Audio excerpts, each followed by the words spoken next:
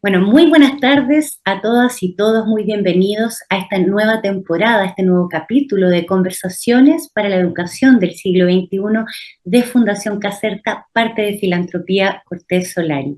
Un gusto ver que nos acompañen de tantas partes de Latinoamérica, tantos países. Quiero mencionar un saludo especial a los profes en red que ya están en la octava versión desafiándose a co-construir esta nueva educación del siglo XXI. Saludos a Chile, Argentina, Perú, Bolivia, Uruguay, Colombia, Ecuador, Venezuela, Cuba, México y Costa Rica.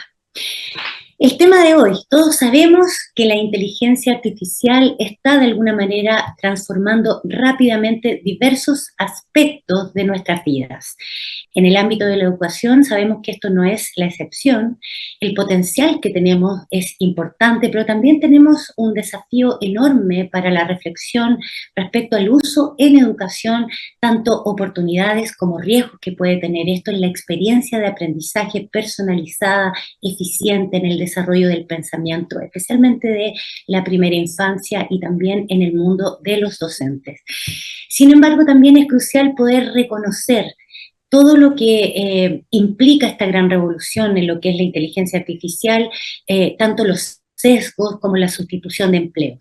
En esta conversación vamos a poder explorar tanto los beneficios como los riesgos de la IA o inteligencia artificial y vamos a poder también destacar las necesidades y las consideraciones cuidadosas que se deben tener a la hora de implementar la inteligencia artificial de manera responsable. Para esto tenemos un gran invitado, un profesor, es el doctor Iván Suazo, él es PhD, director de la cátedra UNESCO, es vicerrector de investigación y doctorados de la Universidad Autónoma de Chile. Muy bienvenido, Iván, gracias por aceptar nuestra invitación.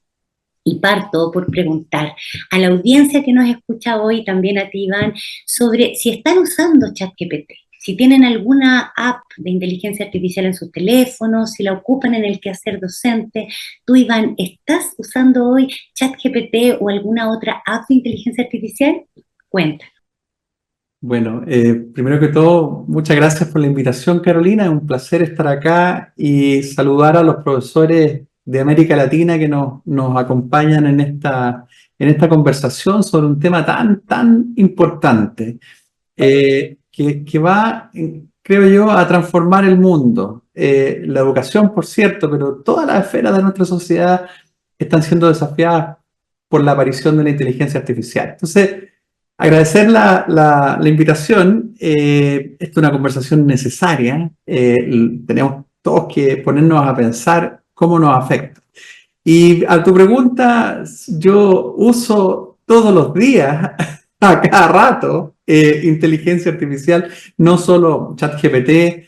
En mi trabajo tengo el Copilot de Microsoft asociado a todos los productos de Office, es decir, la inteligencia artificial me resume los correos electrónicos, me ayuda a hacer actas de las reuniones, que son muy frecuentes en mi cargo, de manera que nos está ayudando a facilitar el trabajo, ¿cierto? Pero en la universidad toda, en todas las áreas, en salud, en ingeniería, los profesores están viendo cómo la inteligencia artificial está permitiendo acelerar los procesos, mejorar la profundidad de cómo abarcamos los contenidos, cómo mejoramos el volumen de datos que podemos manejar. Es decir, es una gran revolución. Sí, de hecho, mientras conversamos está cambiando, está generando más contenido. En un artículo tuyo, Iván, específicamente Un puente entre la ciencia y la ciudadanía, Cátedra UNESCO de la Universidad Autónoma de Chile, publicado por Espacio de Educación Superior, indicas al inicio que en la era de la información, la ciencia y la tecnología son fundamentales para el avance de nuestras sociedades. Sin embargo, todavía existe una brecha significativa entre estos avances científicos y la comprensión pública de los mismos. ¿Cómo ves esta brecha? ¿Dónde se manifiesta y cómo trabajamos para poder subsanarla? Bueno, la, el tema este es fundamental, y es fundamental en nuestras sociedades que están cada vez más conflictuadas, es decir, cada vez generamos más polarización, cada vez hay más divisiones en la sociedad. Y yo creo que la ciencia, el conocimiento, son fundamentales para que las sociedades sean más cohesionadas.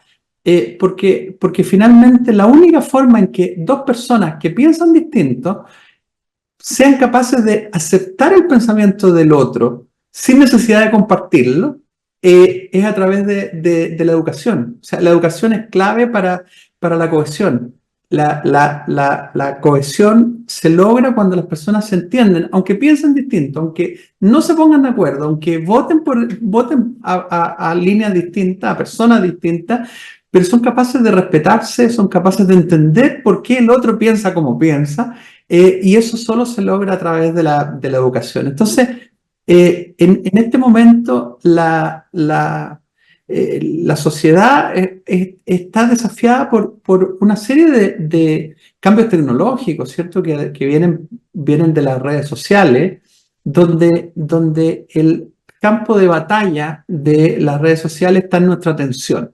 La atención es lo que buscan los algoritmos, y por una cuestión evolutiva, el ser humano ha desarrollado una capacidad de prestar atención a aquellos hechos que son disruptivos, que son de riesgo, que son polémicos. Es decir, las redes sociales y los algoritmos de redes sociales han visto cómo captar la atención, y eso es a través de noticias impactantes, clickbait, y también con noticias falsas. Es decir, estamos siendo bombardeados por nuestra atención, para capturar nuestra atención, y eso va en el sentido opuesto del encuentro que debe ocurrir a través de la educación. La cohesión está siendo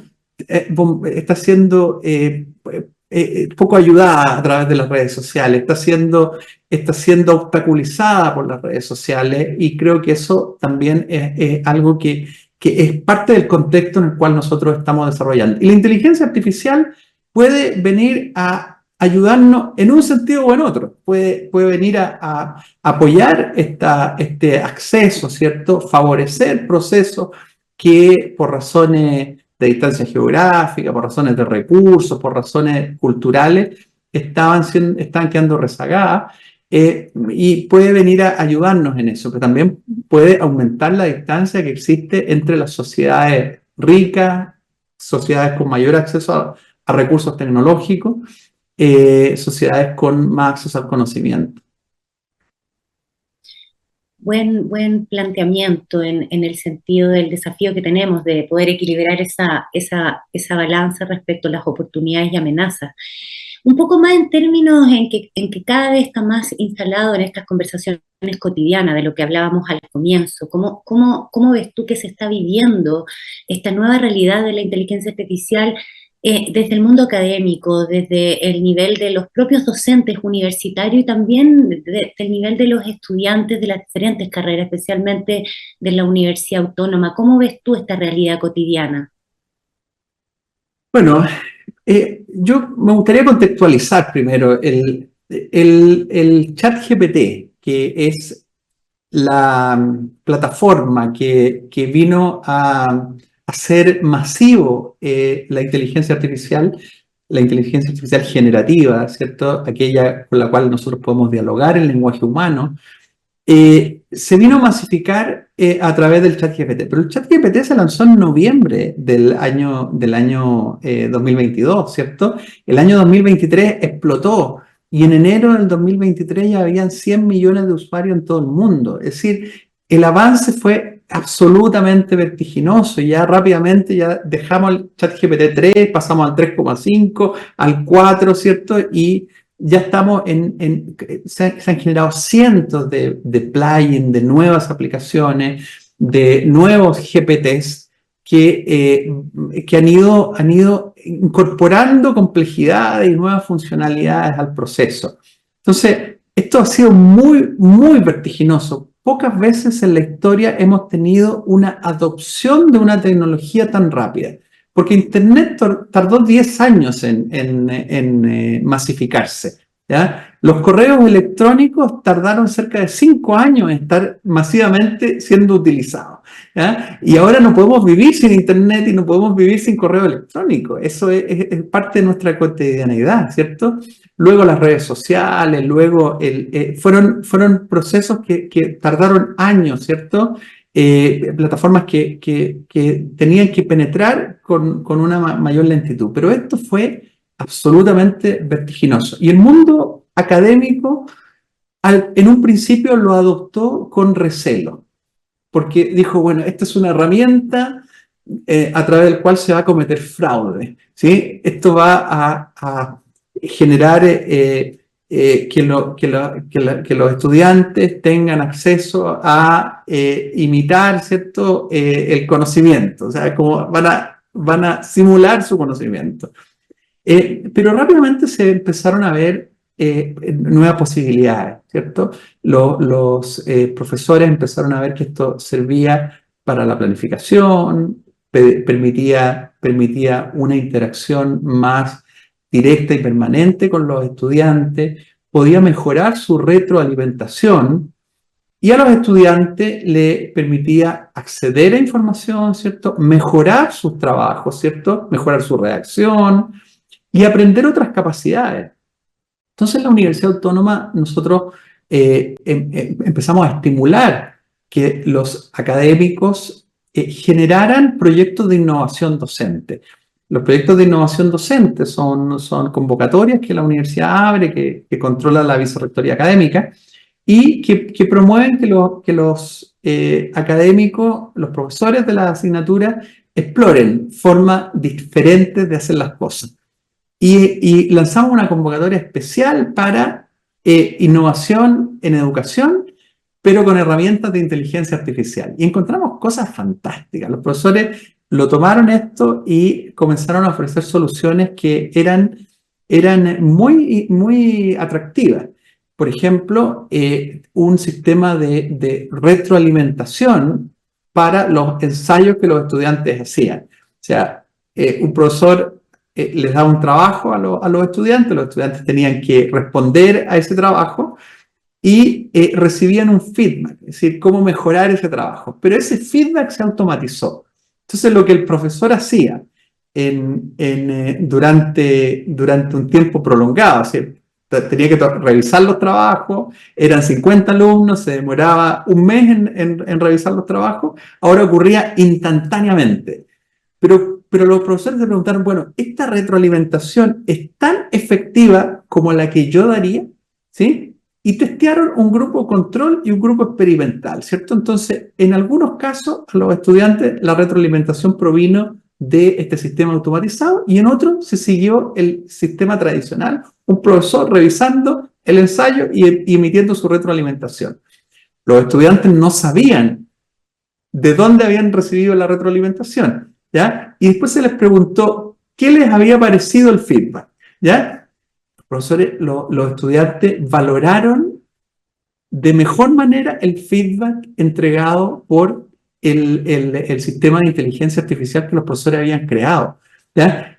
Eran las mismas personas que habían alimentado un chat, una plataforma que utilizó ChatGPT para mejorar esa respuesta. Entonces, las respuestas que ellos daban eran mejoradas por este sistema de inteligencia artificial.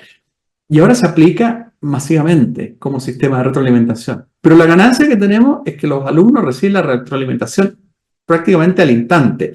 Y si tienen otra pregunta o quieren más retroalimentación, el sistema le va a estar otorgando esa retroalimentación de manera secuencial e inmediata. Y eso está sucediendo hoy en la universidad. Mira qué interesante.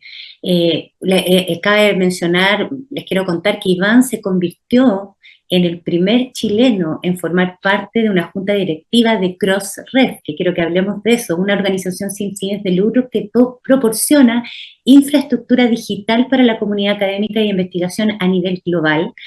Crossref destaca como el principal repositorio de identificadores de objetos digitales y metadatos dirigidos a la comunidad académica de investigación.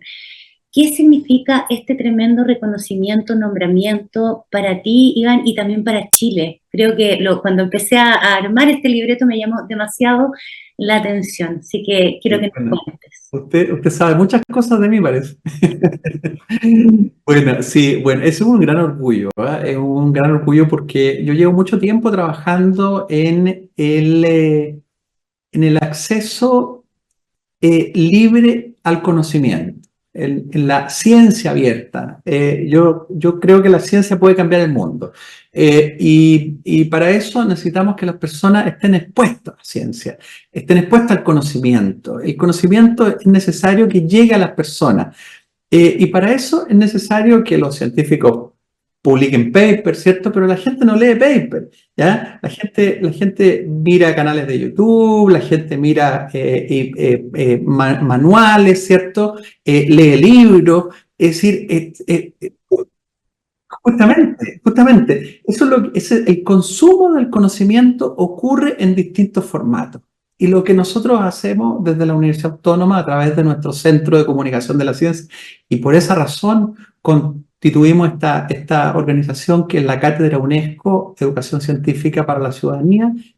Es una cátedra que tiene el patrocinio de la UNESCO, y que lo que busca es llevar conocimiento a las personas en distintos formatos, ¿cierto? Los científicos con sus papers, que está muy bien, y la sociedad a través de distintos formatos. Entonces, tenemos en la universidad, por ejemplo, stand-up comedy, porque hay gente que consume contenido a través del humor, ¿ya? Y hay que proveerlo de ese contenido. Tenemos una editorial de acceso abierto, donde todos los materiales están disponibles para descarga gratuita. Muchos de ellos tenemos una línea pedagógica. Yo invito a los profesores a conocer Ediciones Universidad Autónoma de Chile, porque todo lo que está ahí es gratuito. Usted no solo lo puede descargar el PDF, sino que puede tomar las imágenes y usarlas en sus clases. Esto tiene los derechos liberados, es decir, usted no está cometiendo ninguna ilegalidad si toma la imagen y la utiliza, si toma nuestros contenidos y los usa como material de clase.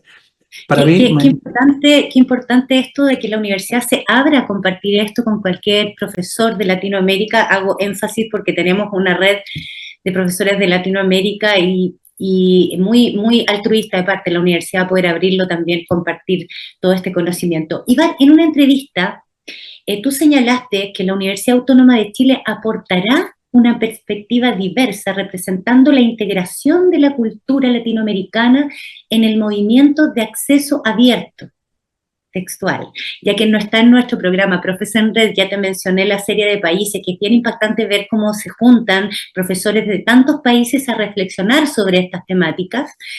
Tenemos docentes y de alguna manera pensando en cómo podría contribuir tu participación en el Crossref y el aporte que harán desde la Universidad Autónoma, lo que estábamos mencionando, a la gestión diaria de los docentes como nuestro Profes en Red.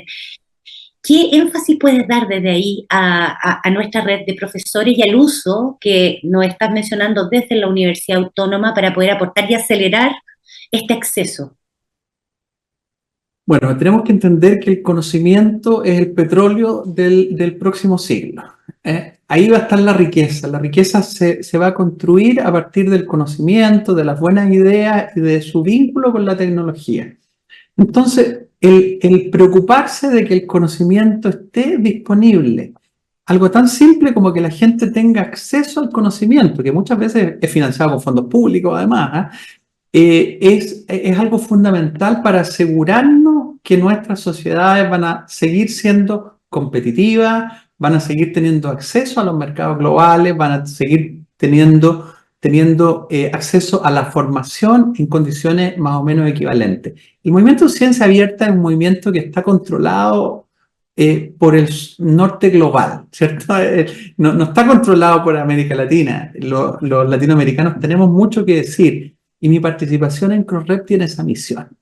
Nosotros queremos poner la mirada diversa, porque el conocimiento en el mundo no se escribe solo en inglés, Se escribe en español, se escribe en portugués, se escribe en otros idiomas. Y eso hay que resguardarlo.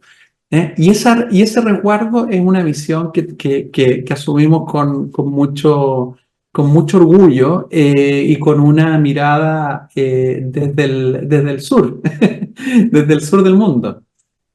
Sí, que excelente esta mirada latinoamericana y el acceso que ustedes están promoviendo, que de alguna manera hago una analogía con lo que también hacemos nosotros en términos de poder abrir estos espacios y poder compartir información de vanguardia para que los docentes puedan también trabajar hacia un nuevo rol docente adaptado a las necesidades del siglo XXI. Nosotros tenemos en esta conversación una parte de la conversación que se llama Otra cosa es con guitarra, donde dejamos que los mismos profesores de esta red latinoamericana hagan preguntas al invitado.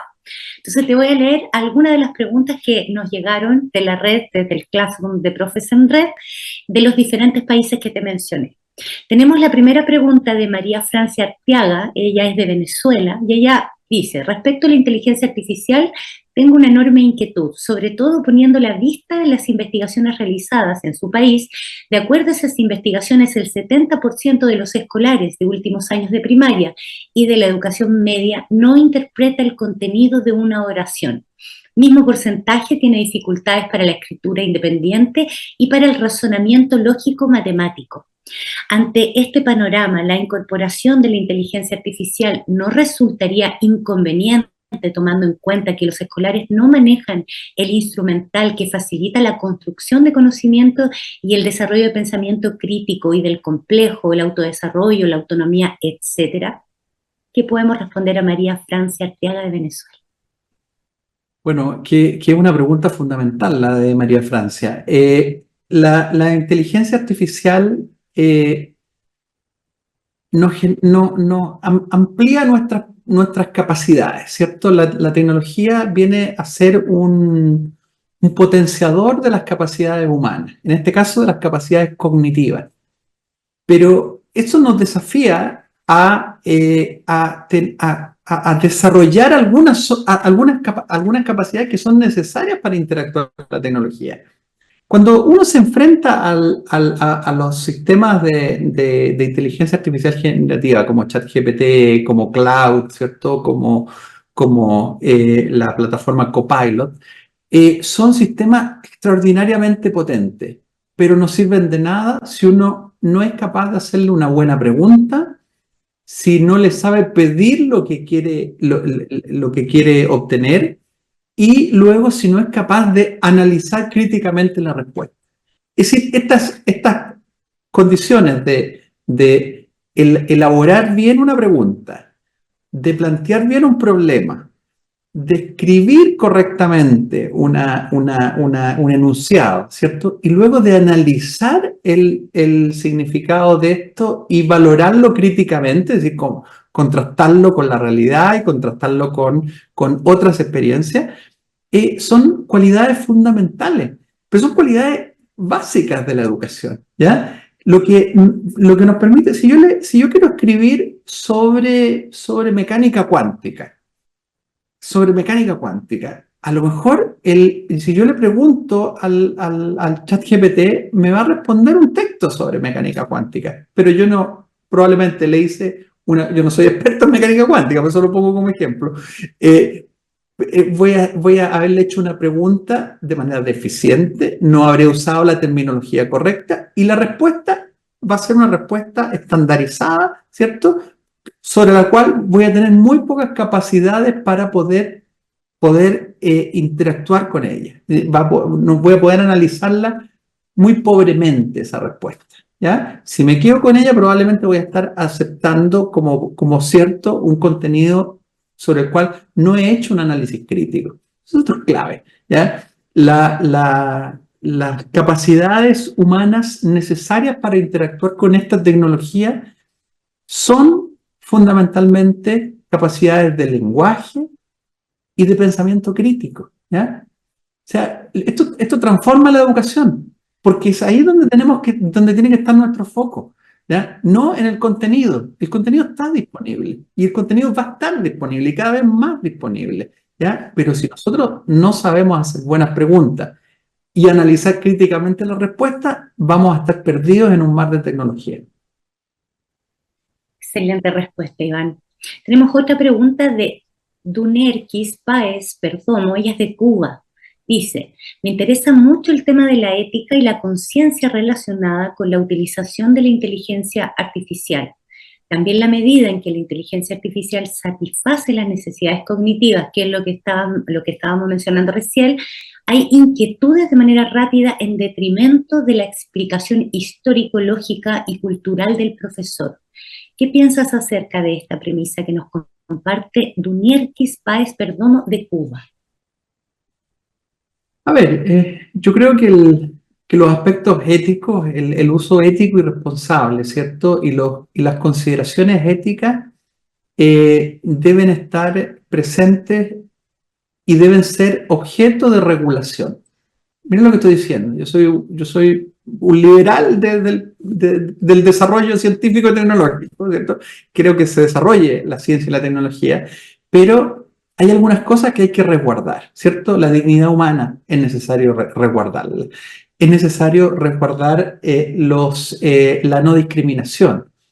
Y hemos visto que los sistemas de inteligencia artificial tienden, miren lo que voy a decir, lo voy a subrayar, tienden a reproducir los sesgos que existen en nuestra sociedad, ¿ya? Porque la tecnología no es ni buena ni mala en sí misma, ¿ya? Lo que ocurre es que si yo alimento a un sistema de inteligencia artificial que requiere mucho dato, que requiere mucha información, y lo alimento con información que está sesgada, la respuesta de ese sistema va a ser sesgada, ¿cierto? Y eso ha ocurrido en grandes fracasos que han habido. Mire, Apple, la empresa, tiene un caso muy, muy significativo. Generó un sistema de inteligencia artificial para la selección de personal, ¿ya? Y el objetivo era hacer más objetivo y libre de sesgo la selección de personal, de personas, la contratación de personas. Bueno, pero se dio cuenta que el sistema elegía a los hombres blancos de determinada edad. El sistema discriminaba. Y cuando se dieron cuenta por qué el sistema estaba escogiendo solo hombres blancos de determinada edad, se dieron cuenta que había sido alimentado en su entrenamiento con los currículums de personas que ya estaban en la industria y que eran fundamentalmente hombres blancos de determinada edad. Entonces, el sistema entendió que esos eran los perfiles adecuados, ¿cierto? Entonces, discriminó a las mujeres y discriminó a otro tipo de personas. Entonces, el sistema, lo que falló ahí fue el abordaje ético en el diseño de cómo se iba a implementar ese algoritmo. Luego también es necesario incorporar los conceptos éticos en el uso, ¿cierto? ¿Qué usos son los que la inteligencia artificial va a ser admisible? Recientemente, la Unión Europea sacó una directriz una directriz que probablemente va a generar un impacto relevante en las normativas nacionales de nuestros países. Y la normativa, por ejemplo, prohíbe el uso de inteligencia artificial para la identificación de personas en contextos abiertos, en espacios abiertos, ¿ya? O sea, usted no pueda ser reconocido por sistemas automáticos, ¿cierto? Para evitar la hipervigilancia, para evitar el síndrome del gran hermano. Entonces, hay un razonamiento, ¿cierto? Que es que la inteligencia artificial debe generarnos espacios de privacidad. Debemos resguardarla, ¿cierto? Porque la inteligencia artificial puede invadir esos espacios de privacidad. También se ha generado una polémica por el uso de armas con inteligencia artificial. Fíjense que la inteligencia artificial puede puede ayudar a identificar los blancos de manera más precisa, ¿cierto? Los blancos humanos, es decir, inteligencia artificial al servicio de la guerra para matar personas. Yo creo que ahí hay una reflexión que es necesario realizar. Entonces, la ética es algo en lo cual las sociedades debemos intervenir y debemos regular. Sin duda, ese yo creo que es un gran desafío en la actualidad. Tenemos otra pregunta desde Uruguay. Dice, es un tema de mi interés debido a que mi tesis doctoral es sobre esta temática en la educación superior uruguayana. La IA ya está modificando nuestras formas de relacionarnos con la enseñanza, en definitiva, modifica nuestra relación con la sociedad. Mi pregunta es, ante esta realidad, ¿para quiénes enseñamos y cuáles son las nuevas competencias docentes necesarias en estos escenarios de tecnologías regenerativas emergentes? Esta pregunta está muy interesante y voy a averiguar el nombre de...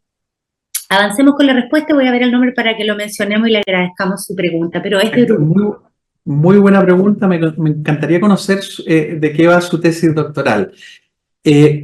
Las competencias docentes, ¿cierto? Y los perfiles de egreso de los estudiantes van a transformarse en la educación superior. Nadie discute que la educación superior va a cambiar considerablemente. ¿Por qué?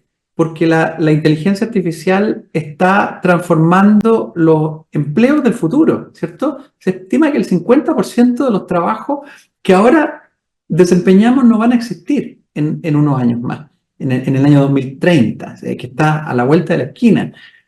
Entonces, esto significa que los empleos van a tener que modificarse, las personas van a tener que modificar sus perfiles, ¿cierto? Y adoptar perfiles que sean compatibles con el desarrollo tecnológico. Entonces, eso implica que la formación de los estudiantes tiene que cambiar, la formación y las competencias que los profesores universitarios debemos tener también tendrán que adaptarse. La buena noticia es que los profesores estamos acostumbrados a adaptarnos. Así es, y estoy seguro que quienes nos escuchan lo saben, ¿cierto? Muchas veces se desempeñan en contextos que requieren mucha creatividad y mucha adaptación. Lo que tenemos que tener claro es que las habilidades de pensamiento crítico, las habilidades de comunicación, van a ser habilidades cada vez más deseables. Y yo quisiera agregar un dato más. Hace un tiempo atrás, cuando todos entendíamos que la automatización iba a reemplazar empleo, ¿cierto? Y uno lo veía, porque lo veía con... Claro, en la fábrica, ¿cierto? Que el operario ya iba a ser reemplazado por un robot que iba a estar realizando su trabajo, ¿cierto? Pero en general se entendía que